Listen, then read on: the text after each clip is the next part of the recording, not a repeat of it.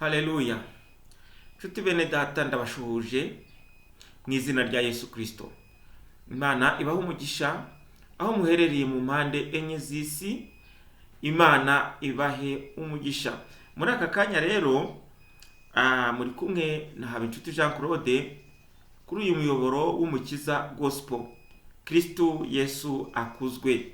Imana ikomeze ibane natwe namwe mwese mukurikiye iki kiganiro. Imana ikomeze bagirire neza. Tudatinze tugiye kuganira ku magambo y'Imana. Haleluya. Cyane cyane tuganira kuri ababigishwa ba Yesu bakanguye Yesu, hanyuma Yesu akababwira ati mufite kwizera gukeya. Imana itugirire neza. Ababigishwa bakanguye Yesu. Ese ababigishwa bakanguye Yesu kwizera kwabo gukeya gushingiye hehe?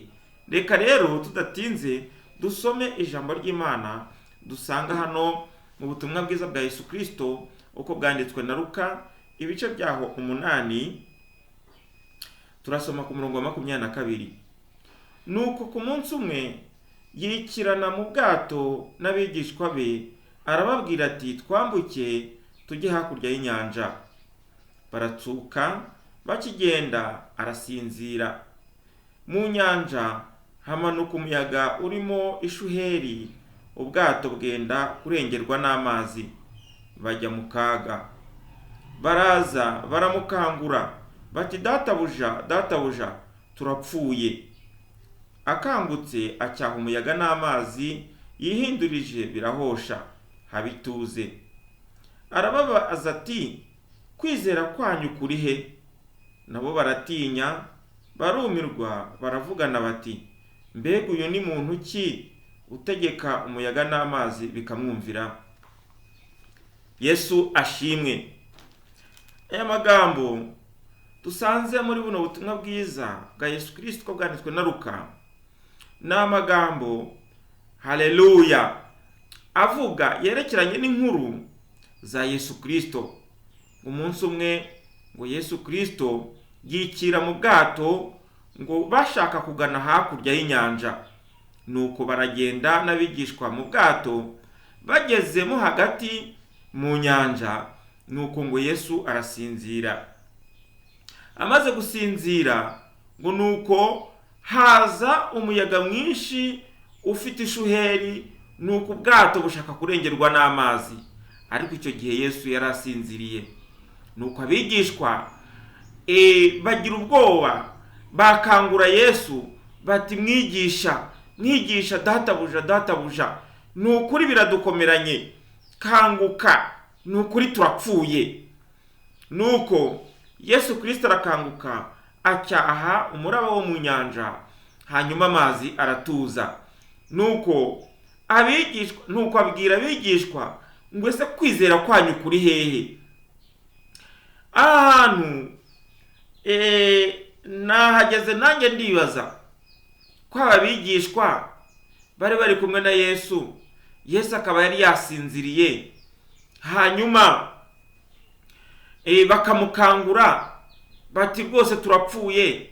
Aha kwizera kwabo gukeya kuri hehe? Kutizera kwabo kuri hehe? Kumuyaga waruje kandi koko bagiye gupfa bagakangura Yesu, kwizera kwabo gukeya kwari hehe? Rero ababigishwa ba Yesu nubwo babanaga na Yesu ariko bari batarakamumenya neza. Bamwe muri bo batekerezaga yuko umwami Yesu aje kwirukana ubwami bw'Abaroma, hanyuma akababera umwami, hanyuma bamwe bakaba ba ministre, abandi bakaba abadepite, abahagarariye inteko nshinga amategeko. Nuko nk'uko batekerezaga, babonaga Yesu nk'inyungu z'isi bashaka kugira ngo bazamukureho. Ariko ntago babonaga Yesu nk'Imana, ahubwo bamubonaga nk'umuntu mugenzi wabo. Noneho ahangaha ngo Yesu yarasinziriye. Nk'umuntu rero Yesu yagombaga gusinzira kuko Yesu yari umuntu 100%, ariko kandi ari n'Imana 100%. Haleluya. icyo kintu rero cy'ubumana nicyo batabonaga, ahubwo biboneraga umuntu. Noneho aba bigishwa rero kwizera kwabo kwari gukeya. Reka rero bazagere mu nyanja, hanyuma babone inyanja ijemo umuraba ukomeye cyane. Buriya rero bano bigishwa bamwe muri bo harimo abantu bavutse bakurira ku mazi nka ba Petero, bari bazi ubuhanga mu kugashya neza, ndetse ari n'abarobyi, n'abantu bari barakuriye ku nyanja. Noneho baragerageza, ariko babona koko ubwato bugiye kurengerwa. Niko kuza bakangura Yesu bati databuja, turapfuye, birarangiye, turapfuye. Muri bo nta muntu watekerezaga yuko Yesu Kristo ashobora kubwira inyanja ngo tuza, ngo ituze. Muri bo nta muntu watekerezaga yuko Yesu Kristo ashobora kubakiza.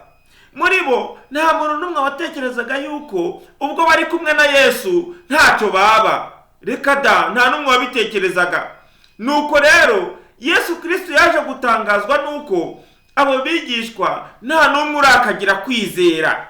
Nubwo babana nawe, nta n'umwe urakagira kwizera ko Yesu Kristo ari umwana w'Imana isumba byose. Haleluya. Nuko rero nibwo bakanguye umwami Yesu bati databuja, databuja, turapfuye. Kandi kuvuga ngo turapfuye bashyiragamo na Yesu, bati nukuri turashize, turapfuye pe, turapfuye, birarangiye, birarangiye. Nuko Yesu arabasubiza ati kwizera kwanyu kuri hehe? Nuko Yesu ategeka inyanja, nuko iratuza. Haleluya. Ngo ababigishwa ngo baratangara cyane, bati burya bwose uyu muntu ni muntu ki? Uzi ko tutari tumuzi, ntabwo tumusobanukiwe pe.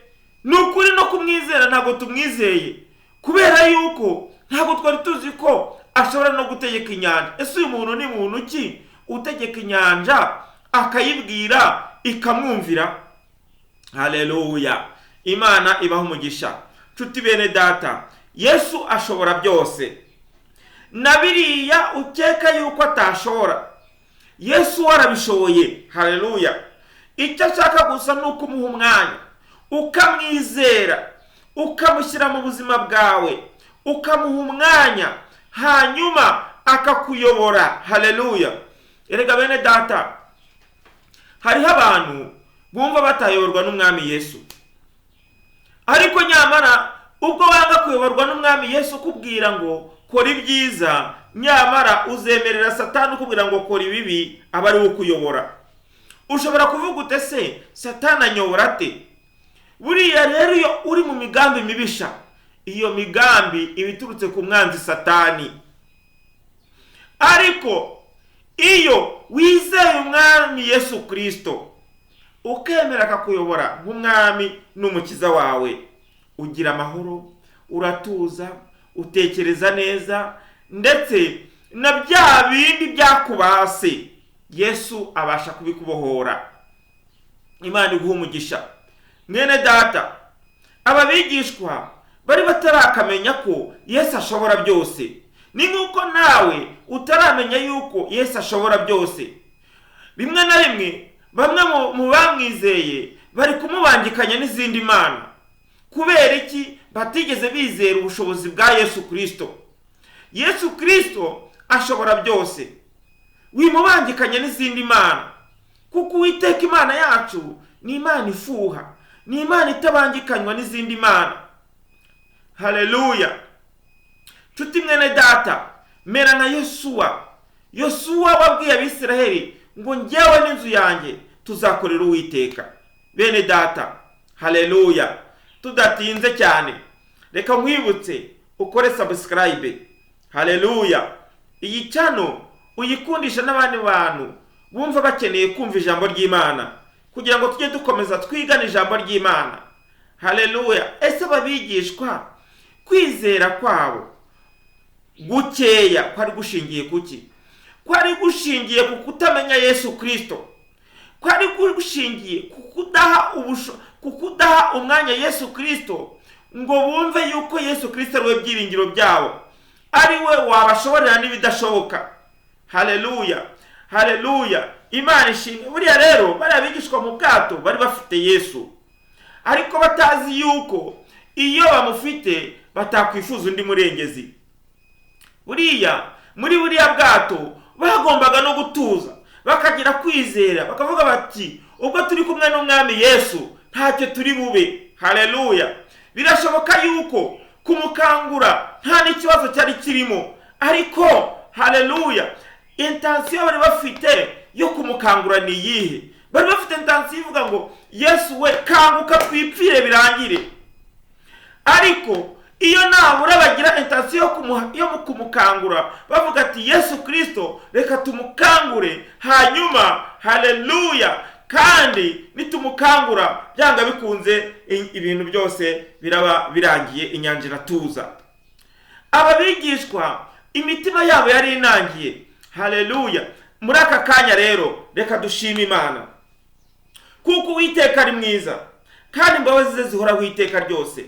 Umwami Yesu Kristo aragukunda. Icyo yifuza nuko wamuha umwanya wawe ukamwizera, hanyuma akaza agahindura amateka y'ubuzima bwawe.